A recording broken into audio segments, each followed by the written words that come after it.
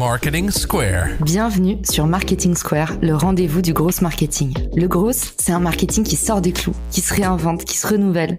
C'est aussi un mindset qui repose sur l'envie de se dépasser, de se détacher de ses opinions une bonne fois pour toutes et d'apprendre en continu. Si tu te reconnais dans cette description, que tu sois débutant ou expert, abonne-toi.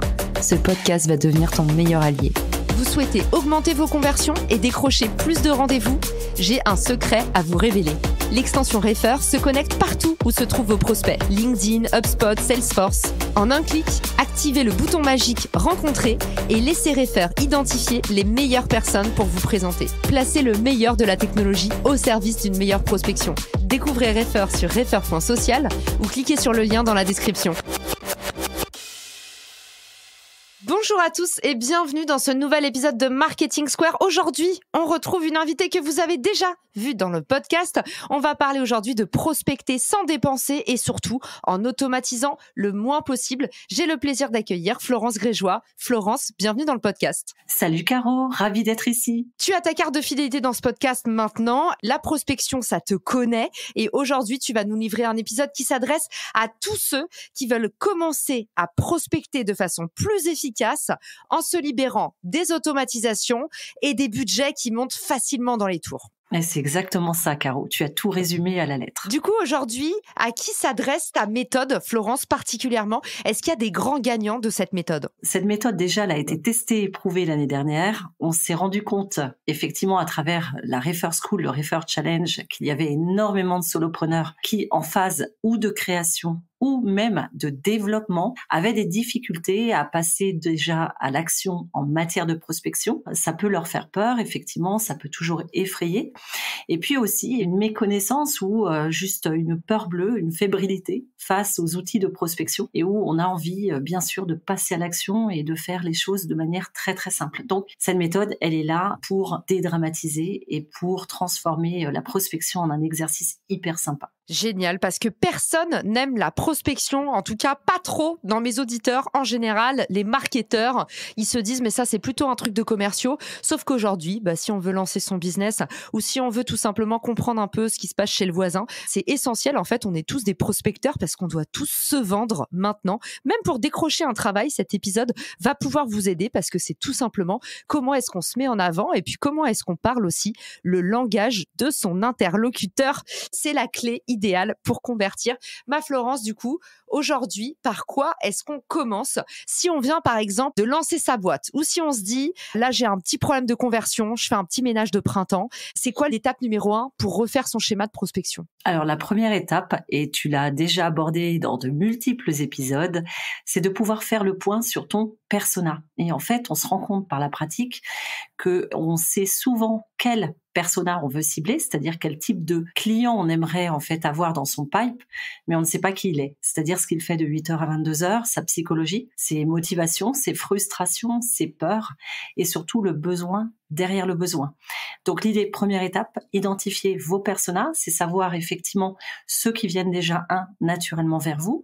Ça, c'est une base et un patrimoine à exploiter. Donc vous pouvez tout à fait noter et regarder les faits saillants. Vous verrez qu'il y a peut-être des fonctions en commun, des univers, c'est-à-dire des boîtes, des entreprises, des secteurs desquels ils proviennent. C'est ce qu'on appelle nous le client idéal, l'ICP. Et puis à l'intérieur de ces structures, de se dire quel est le décideur, celui qui va payer en monnaie sonnante et trébuchante. Et quel est celui qui est susceptible de vous recommander ? C'est donc le prescripteur. Et c'est important de pouvoir les segmenter, c'est-à-dire les lister, et puis ensuite derrière d'aller à la chasse aux informations pour apprendre à les connaître. Et qu'est-ce qui se passe, ma Flo, si on hésite entre 2 ou 3 personas ? Il y a pas mal d'auditeurs qui sont des slashers. Quand on lance son business aussi, on se dit, on suit un peu le sens du vent. C'est un coup la voile à gauche, un coup la voile à droite, en fonction de la dernière personne qui nous a dit oui, bien souvent. Comment est-ce qu'on fait pour identifier le meilleur persona ? C'est assez simple. En fait, c'est une question que tout le monde se pose et je t'avoue que c'est une grosse majeure partie de mes requêtes. Connaître le persona ou en tout cas identifier son persona, c'est hyper important de se dire, voilà, je vais cibler en fait un premier persona en priorité. On ne peut pas forcément s'attaquer à tous les personas en même temps puisque là, on va se disperser et puis on ne va pas canaliser son énergie. Identifiez d'abord justement dans votre sphère de contact les personnes qui viennent naturellement vers vous et avec lesquelles vous avez du plaisir à travailler. Je vous donne un exemple. J'ai naturellement énormément de solopreneurs qui viennent vers moi. Les dirigeants de grandes entreprises viennent en quantité un peu plus mesurée. Ça s'explique parce que, effectivement, le délai de décision chez un solopreneur va être beaucoup plus court. Et ça, c'est important, en fait, comme critère de décision à prendre pour définir votre persona, c'est de pouvoir comprendre quelle est la rapidité de prise de décision. Est-ce que le cycle, ce qu'on appelle le cycle de closing, va être court, moyen ou long? Puisque l'idée, quand vous vous créez, c'est de rentrer du cash. Quand vous vous développez, c'est une autre histoire. Mais en tout cas, voilà. Déjà, le délai, la rapidité de closing.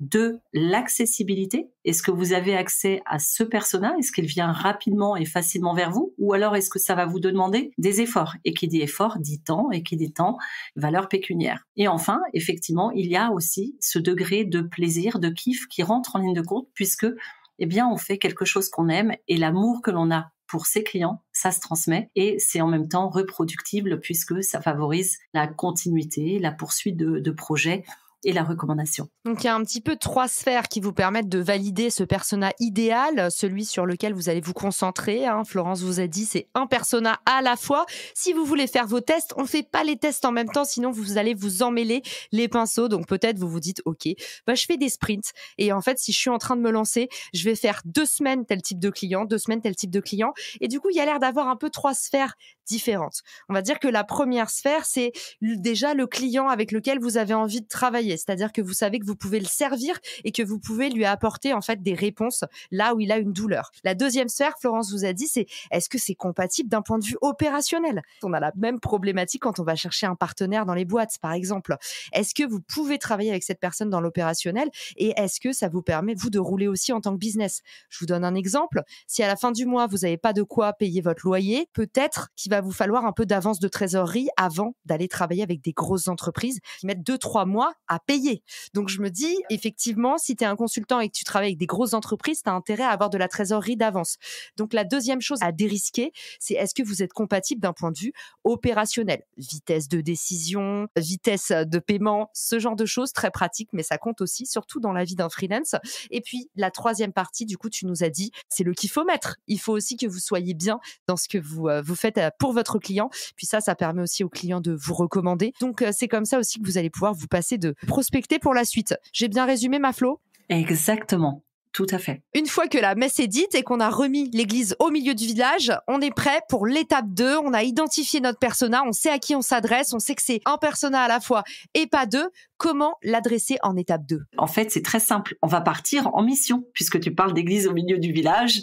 Là, l'idée, c'est de partir effectivement en campagne de prospection. Petite astuce, et en fait, c'est super important pour vous, c'est le mindset.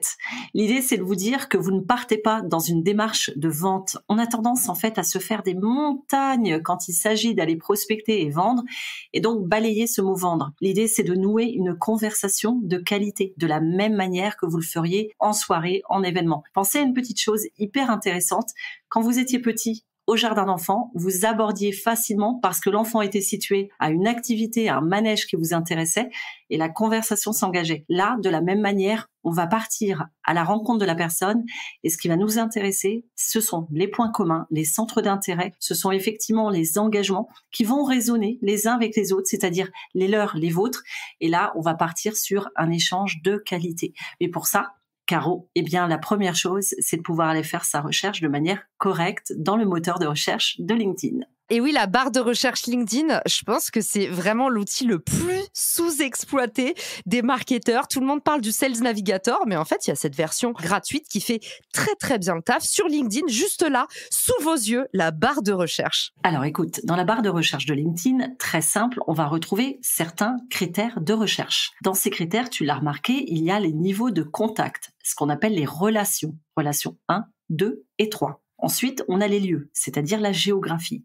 La langue du profil, elle est située dans la fonction plus de filtres. Et ensuite, il y a secteur. Ces 4 clés de recherche, plus le niveau hiérarchique, font partie de ce qu'on appelle, nous, des filtres rigides, c'est-à-dire des indicateurs de recherche solides sur lesquels on peut s'appuyer puisque ce sont des informations qui ont été renseignées par les internautes. Ce qui est génial, c'est que vous avez énormément de filtres. Quand vous cliquez sur plus de filtres, vous avez la possibilité d'aller chercher même les sujets de prédilection. J'en parlais il y a pas longtemps dans ma newsletter.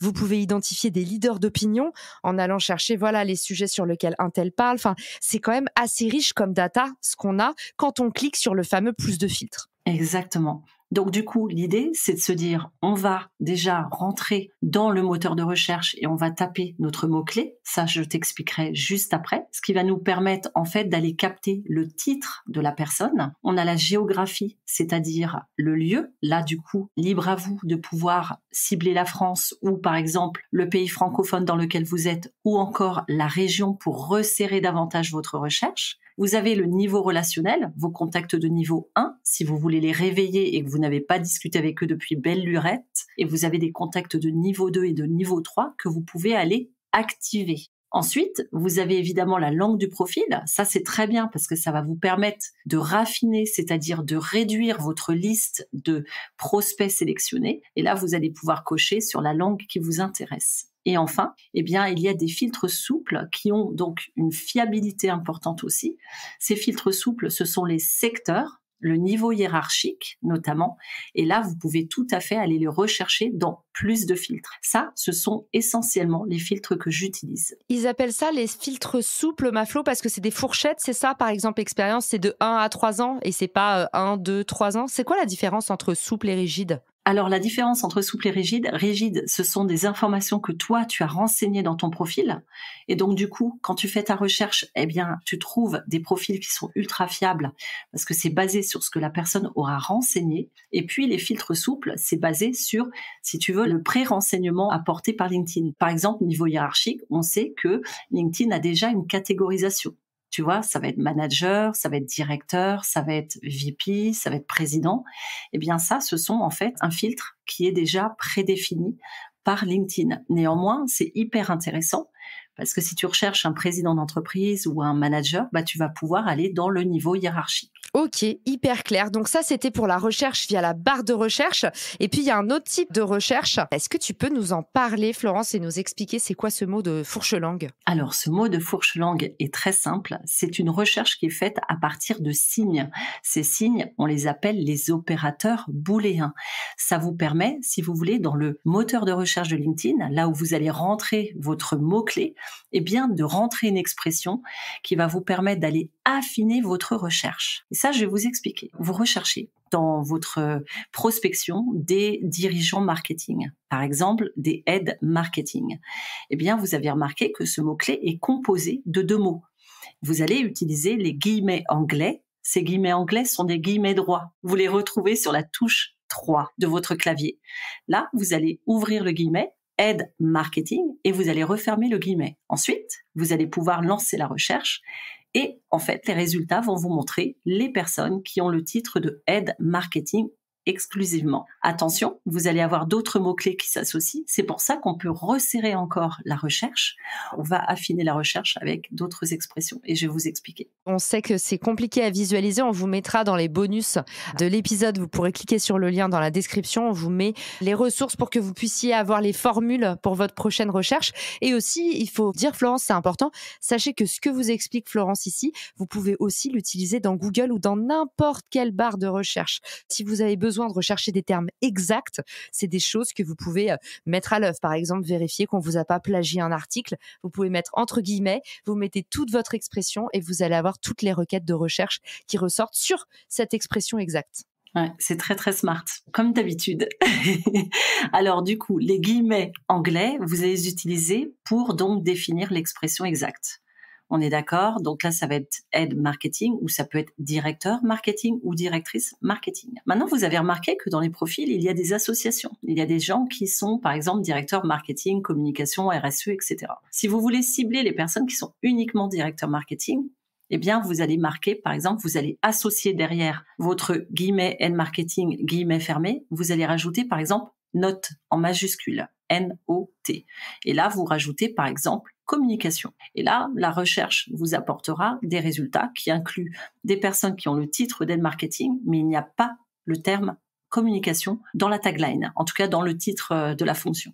Vous avez aussi une autre possibilité, c'est que vous pouvez ajouter le OR, OR. Et là, ça vous inclut un élément en plus. Par exemple, ce peut être, je vais vous donner un exemple, votre recherche porte des gens qui sont en DRH ou en recrutement, eh bien, vous pouvez taper DRH, OR, OR majuscule, recrutement. Donc là, du coup, vous aurez des profils à la fois de DRH ou de recruteurs et vous pourrez faire votre choix. Et enfin, dernière possibilité, vous avez le AND, A-N-D, et là, c'est parce que vous recherchez. Vous êtes dans une recherche de profil qui inclut obligatoirement, par exemple, DRH and recrutement, des personnes qui ont à la fois la fonction de DRH et d'experts en recrutement. C'est génial. Et alors, explique-nous rapidement, Florence, comment est-ce que toi, tu l'utilises, par exemple? C'est quoi ta beauty routine du matin de prospectrice? Alors, tu sais, moi, je vais regarder très régulièrement des profils nouveaux dans le moteur de recherche pour 2 raisons. La première, quand je commente en poste de mes contacts de niveau 1, je vais aller rechercher des personnes issues de mon contact de niveau 1 que je peux mettre en relation dans les commentaires. Je me suis rendu compte qu'il y a des posts dont les sujets, en fait, peuvent interpeller certaines personnes de mon contact de niveau 1. Ce peut être, par exemple, des posts sur le copywriting comme le fait Olivier Seron. Et donc, là, rien ne m'empêche d'aller rechercher des personnes qui ont une appétence avec le copywriting. Je vais taper copywriting dans le moteur de recherche. Je vais taper effectivement dans les filtres contact de niveau 1. Et là, du coup, ça me permettra aussi d'identifier plus rapidement les personnes dans mon réseau et de me dire, ah oui, c'est vrai, cette personne-là était intéressée, etc. C'est comme un pense pas bête, tu vois. Donc ça, je le fais dans ce cadre-là. Et puis ensuite, je le fais également dans le cadre de ma prospection pour prendre contact avec des personnes, mais aller sur du contact de niveau 2 ou même carrément du contact de niveau 3, puisque dans le niveau 3, je sais que j'ai accès aux très grandes entreprises. Et ça m'intéresse également. C'est-à-dire, du coup, comment ça fonctionne quand tu fais ça? Alors écoute, je vais te donner un exemple. À supposer que je fais une recherche et que j'ai envie d'être en contact avec des PDG fondateurs de start-up.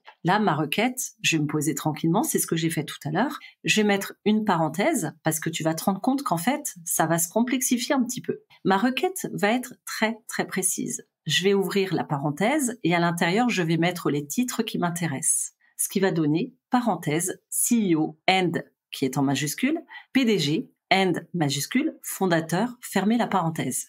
Mais oui, parce que ce sont les 3 titres de fonction qui peuvent revenir. Et ensuite, je veux qu'ils soient dans des univers de start-up. Donc, ce que je vais faire, une fois que j'ai fermé la parenthèse, je rajoute and majuscule et après start-up. De là, je fais donc ma première recherche. Je clique sur le filtre personne. Ensuite, contact, relation niveau 2, langue de profil français. Et ensuite, je vais faire mon shopping dans les secteurs d'activité. Ce peut être la technologie, ce peut être les services. Et puis, s'il y a un sujet particulièrement qui peut les intéresser, imagine que, je veux les lancer sur le sujet, par exemple, de l'automatisation, rien ne m'empêche d'aller, en fait, ajouter un créateur de contenu dont l'expertise est axée sur l'automatisation. Là, ça me permettra, en résultat, de savoir qui précisément a déjà une appétence. Donc dans le tunnel d'achat, c'est-à-dire le tunnel de conversion de mon prospect, je sais que il sera déjà sensibilisé, aguerri en tout cas à l'automatisation, et il sera probablement en phase plutôt de comparaison, c'est-à-dire de réflexion sur ce qui existe actuellement. Ça me permet d'aller plus vite.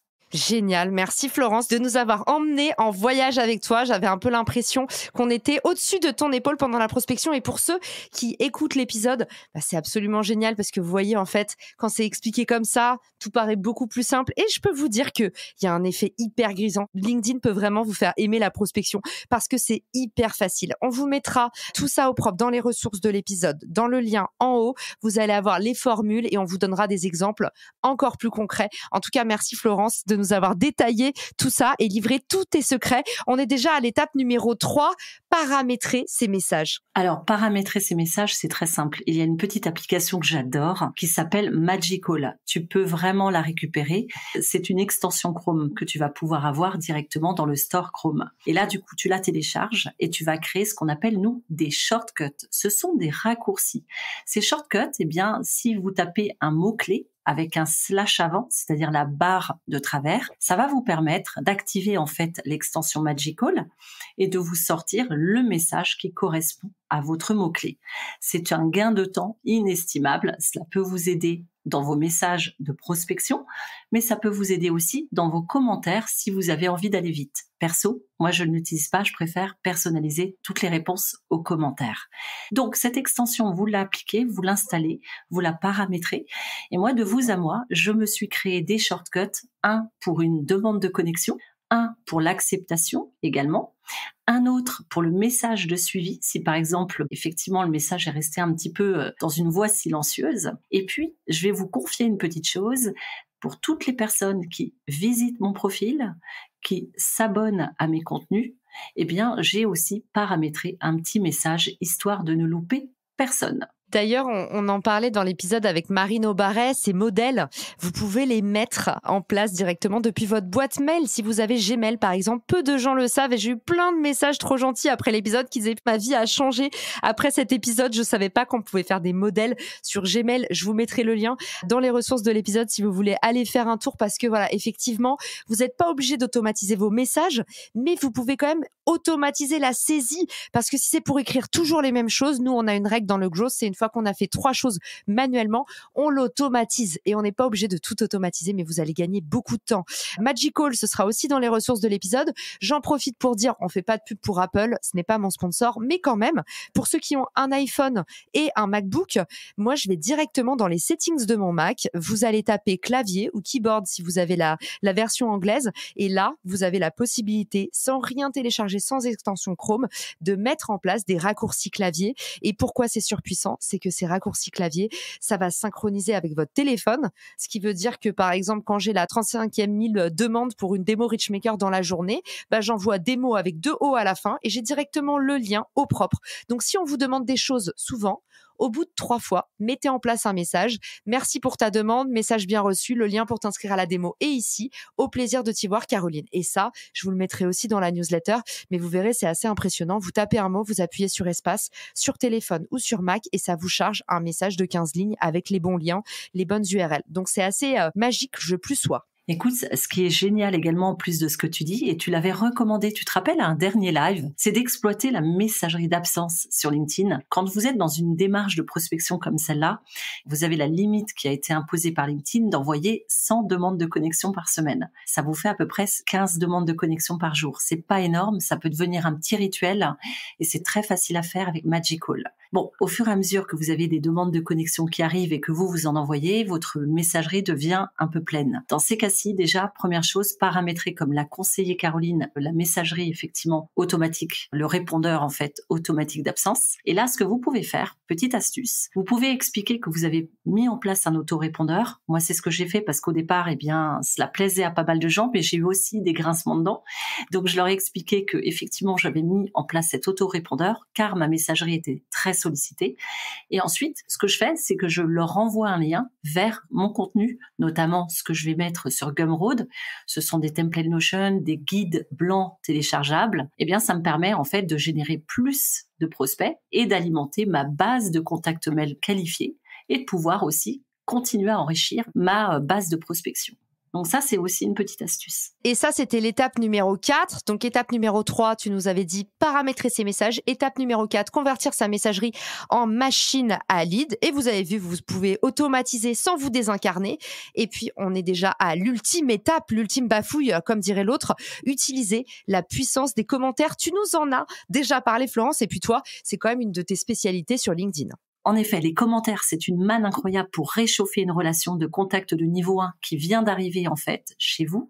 C'est-à-dire qu'à partir du moment où vous êtes rentré en relation avec vos prospects, eh bien vous engagez une conversation en messagerie privée, mais en parallèle, vous avez la possibilité dans les commentaires que vous allez publier effectivement parmi votre réseau de les mettre en lumière. Ça, c'est hyper dopaminergique. Ça leur permet en fait finalement de commencer à exister dans votre réseau, mais aussi aux yeux de votre réseau. Et ce que je fais, moi, c'est que souvent, je les tag sur des sujets qui les concernent directement ou je les mets en relation avec d'autres personnes, ou même je crée carrément des groupes d'expertise qui d'ailleurs aujourd'hui même se sont montés et ont créé des initiatives communes. Ça vaut aussi pour vos prospects. Dernière petite astuce, quand vous êtes en contact avec vos prospects et que vous engagez la conversation, n'hésitez pas à proposer un service avant même d'être allé plus loin dans la relation. Et ce service, ça peut être une mise en relation. Là, on attend avec impatience l'extension Refer. Ce sera l'occasion pour vous de mettre effectivement ces prospects tout fraîchement arrivés en relation avec votre réseau. Et également, vous pouvez bien sûr leur envoyer aussi un livre blanc, un template, etc. En tout cas, vous les gâtez dès qu'ils arrivent, comme un invité qui passe le pas de votre porte. Les commentaires, c'est surpuissant aussi pour 2 autres raisons. 1, en général, si vous avez des messages laissés en vue ou pas répondus, ça fait quand même une bonne piqûre de rappel hyper élégante. Bien sûr, on n'utilise pas les commentaires pour dire « Hey, tu m'as pas répondu ». Mais si on fait pas référence au message en message privé, je peux vous dire que moi, ça m'arrive un paquet de fois de voir le commentaire de la personne et de me dire oh, « J'ai pas vu qu'elle m'avait écrit, oh là là, j'y retourne ». Donc, honnêtement, très bonne piqûre de rappel et très élégante, plus qu'une relance, je trouve. Et deuxième chose, plus vous allez commenter sous les posts des autres, plus le jour où vous allez poster, vous allez être visible chez eux. Donc ça, c'est quand même un méga hack. L'algorithme LinkedIn, il est bien foutu. Si vous donnez, vous recevez. Et j'aime bien qu'on se quitte sur ces belles paroles, Florence, parce que je sais combien tu partages ce mantra avec moi. Merci pour tout ce que tu nous as offert pendant cet épisode. Et dis-nous vite où est-ce qu'on peut t'envoyer des messages de remerciement et un maximum de force. Alors, comme d'habitude sur LinkedIn, Caro, et vraiment merci, j'ai été ravie de partager ce sujet avec toi.